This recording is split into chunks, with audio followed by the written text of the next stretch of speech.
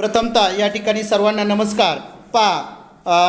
महाराष्ट्र राज्य शैक्षणिक संशोधन व प्रशिक्षण परिषद महाराष्ट्र स्टार्स प्रकल्पांतर्गत संकलित मूल्यमापन 1 मराठी विषयाची ही इयत्ता 7वीची जी प्रश्नपत्रिका आहे ती प्रश्नपत्रिका विद्यार्थ्यांनी कशा प्रकारे सोडवायची याविषयीचा हा व्हिडिओ या ठिकाणी मी टाकत आहे। चला तर मग लगेचच आपण इयत्ता 7वी विषय मराठी या मराठी विषयाची प्रश्नपत्रिका प्रथम सत्राची कशा प्रकारे सोडवायची ते आपण या व्हिडिओमधून पाहणार आहोत। या ठिकाणी तोंडी चाचणी, या तोंडी चाचणीला 10 गुण आहेत। यामध्ये खालील परिच्छेद वाच व त्यावर आधारित 4 प्रश्न तयार करून सांग। हा परिच्छेद आपल्याला वाचायचा होता आणि या वाचलेल्या परिच्छेदावरती 4 प्रश्न आपल्याला तयार करायचे होते। जर विद्यार्थ्यांनी 4 प्रश्न तयार केले तर त्यांना 4 गुण द्यायचे होते। त्यानंतर प्रश्न दुसरा होता, तुला माहीत असलेले एक लोकगीत, लोककथा, गाणे साभिनय सादर कर, याच्यासाठी 2 गुण। आणि इयत्ता 7वीच्या पाठ्यपुस्तकातील तुला आवडणारी कविता तालासुरात व साभिनय सादर कर, याच्यासाठी 2 गुण। आणि प्रश्न चौथा होता, दिलेल्या परिच्छेदाचे योग्य आरोह अवरोहासह वाचन कर, म्हणजे वाचनासाठी देखील 2 गुण देण्यात आले होते। म्हणजे अशा प्रकारे 10 गुणांची तोंडी परीक्षा या 7वीच्या इयत्तेसाठी होती। आता आपल्याला लेखी जी प्रश्नपत्रिका आहे ती सोडवायची आहे। खालील परिच्छेद वाच व विचारलेल्या प्रश्नांची उत्तरे लिह, गुण आहेत 4।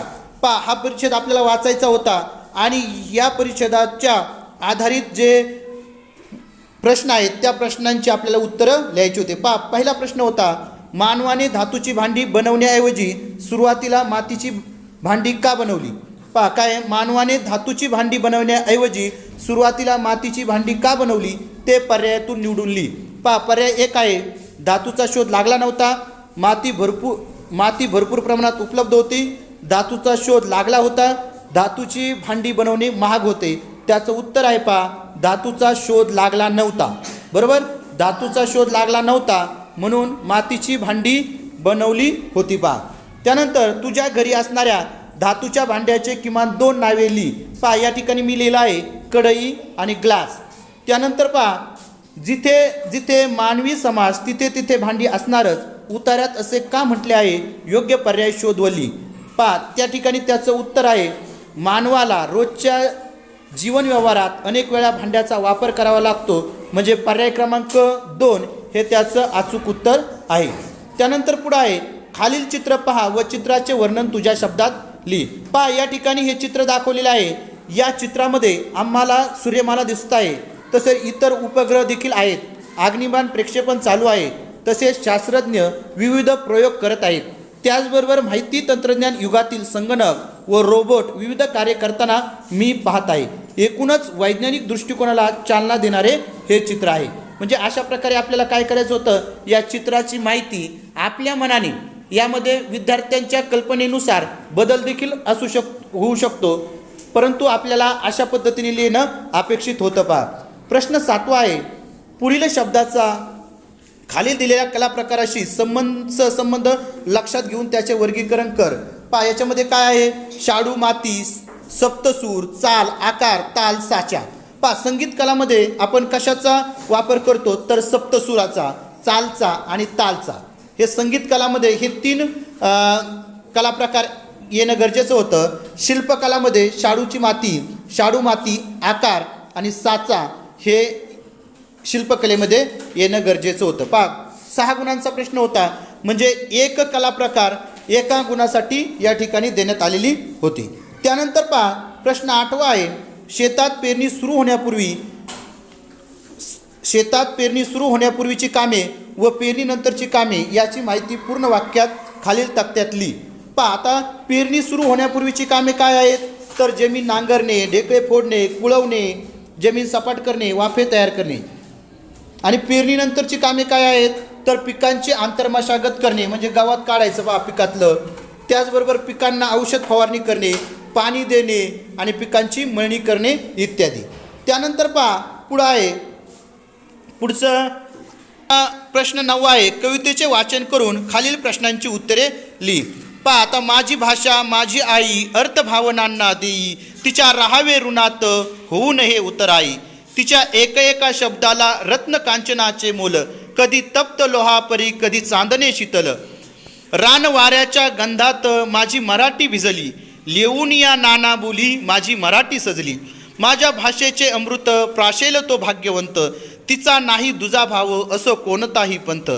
माय मराठी भाषेची काय वर्णावी थोरवी, माया मराठी भाषेची काय वर्णावी थोरवी. दूरदेशी ऐकू येते माझ्या मराठीची ओवी. पहा, ही जी कविता आहे या कवितेवर आधारित प्रश्न आहेत. दिलेल्या शब्दापासून वेगळे शब्द तयार कर. दुजा भाव यापासून दोन शब्द तयार होतात. पहा, दुजा आणि भाव. कोणता आहे? दुजा आणि भाव. त्यानंतर आहे प्राशेल या शब्दाचा अर्थ कोणता?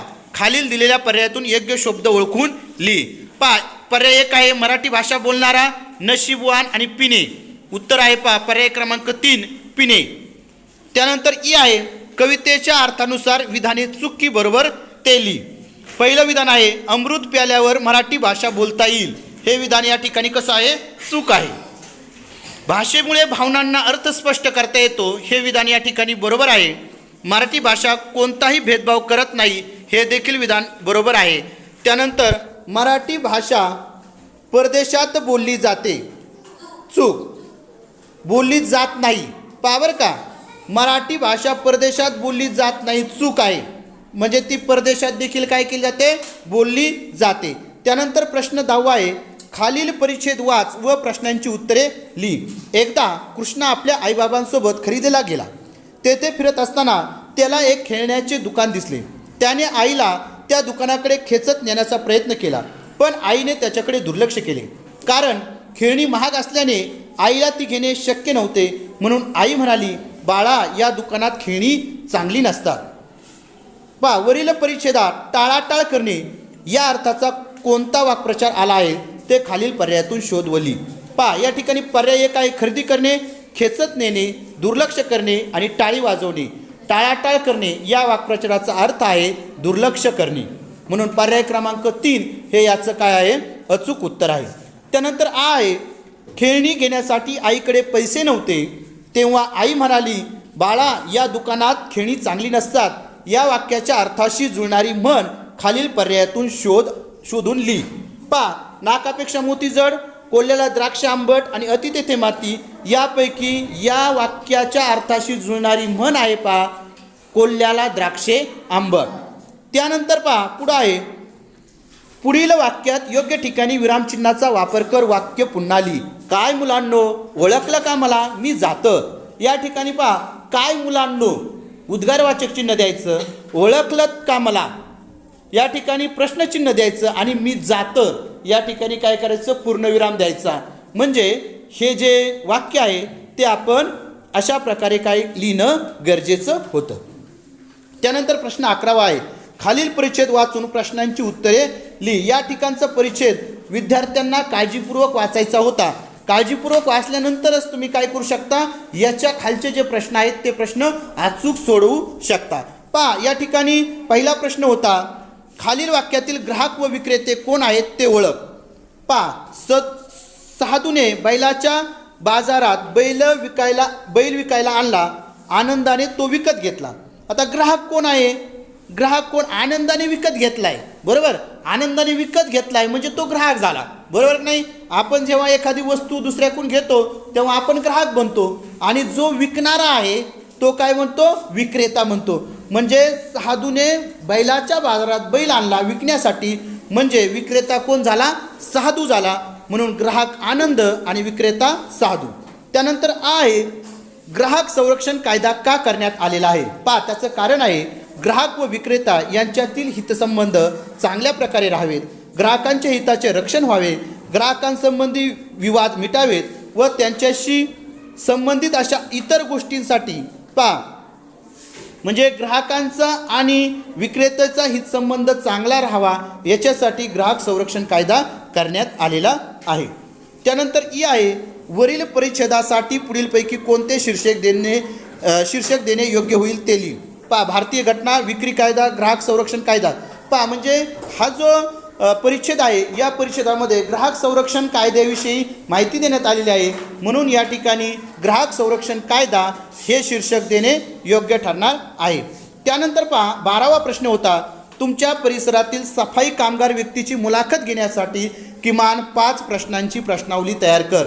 5 मार्काचा प्रश्न होता, खूप सोपा प्रश्न होता, परंतु त्या ठिकाणी मुलांनी तो व्यवस्थित लिहिला नाही.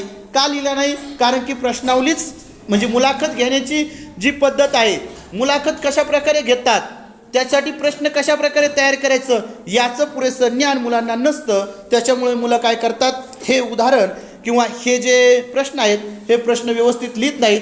परंतु जो विद्यार्थी मुलाखतीचे प्रश्न अचूक प्रकारे तयार करणार आहे त्याला 5 पैकी 5 गुण मिळणार आहेत. काय आहेत प्रश्न? तर पहिला प्रश्न आहे, तुमचे नाव काय? बरोबर. तुमच्या कामाचे स्वरूप कसे आहे? तुम्हाला किती वाजता कामावर हजर व्हावे लागते?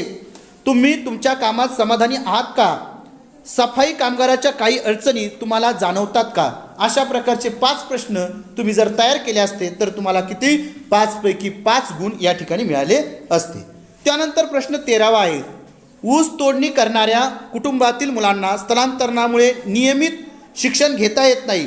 त्यांना नियमित शिक्षण घेता यावे यासाठी काय करता येईल? याबाबत 5 ते 6 ओळीत तुझे मत लिही. या ठिकाणी लिहिलंय, ऊसतोड कामगारांचे सतत स्थलांतर चालू असते, त्यामुळे त्यांच्या मुलांना नियमित शिक्षण घेता येत नाही, म्हणून शासनाने साखर शाळा सुरू केल्या आहेत. तसेच त्यांना आश्रमशाळेत प्रवेश दिला तर त्यांचा शाळेचा प्रश्न सुटेल असे मला वाटते. अशा पद्धतीने आपण या ठिकाणी ऊसतोड कामगारांच्या स्थलांतरित मुलांचा प्रश्न शाळेचा सोडवू शकतो. त्यानंतर प्रश्न 14वा आहे, खालील वाक्यातील अधोरेखित शब्दाचे सरळ रूप सामान्य रूप ओळखून लिहा. एक तरुण गावात आला. गावात या शब्दाला अंडरलाईन आहे. या गावाचं काय करायचं, आपल्याला सरळ रूप लिहायचं आहे. सरळ रूप गावाचं होतं गाव आणि सामान्य रूप होतं गावा. बरोबर. त्यानंतर आहे, पुढील शब्दापासून वाक्य तयार कर व त्यातील क्रियाविशेष अवयव ओळखून लिही. आता या शब्दापासून आपल्याला काय करायचं आहे, अर्थपूर्ण वाक्य तयार करायचं होतं. तर वाक्य तयार केलं, वेलीवरची कळी पूर्ण उमलली. क्रियाविशेषण अव्यय आहे पूर्ण. वेलीवरची कळी पूर्ण उमलली या वाक्यातील क्रियाविशेषण अवयव आहे पूर्ण. त्यानंतर पर्यंत या शब्दयोगी अवयवापासून वाक्य तयार कर. आता पर्यंत या शब्दयोगी अवयवापासून वाक्य मी तयार केलंय. जरांगे पाटील शरीरात प्राण असेपर्यंत मराठा आरक्षणासाठी लढतील. अशा पद्धतीने या ठिकाणी पर्यंत या शब्दयोगी अवयवापासून वाक्य तयार करण्यात आलेलं आहे. अशा प्रकारे आपण या ठिकाणी आजच्या व्हिडिओमध्ये इयत्ता 7वी संकलित मूल्यमापन सत्र परीक्षा 1 ची प्रश्नपत्रिका आणि त्या प्रश्नपत्रिकेचं उत्तरासह स्पष्टीकरण या व्हिडिओमध्ये पाहिलेलं आहे.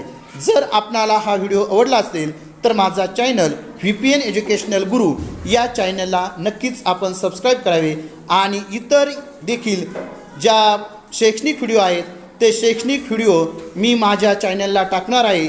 त्यामुळं सर्वांना विनंती आहे की तुम्ही जो माझा चॅनल आहे VPN एज्युकेशनल गुरु या चॅनलला नक्कीच आपण सबस्क्राईब करावे. धन्यवाद धन्यवाद धन्यवाद धन्यवाद.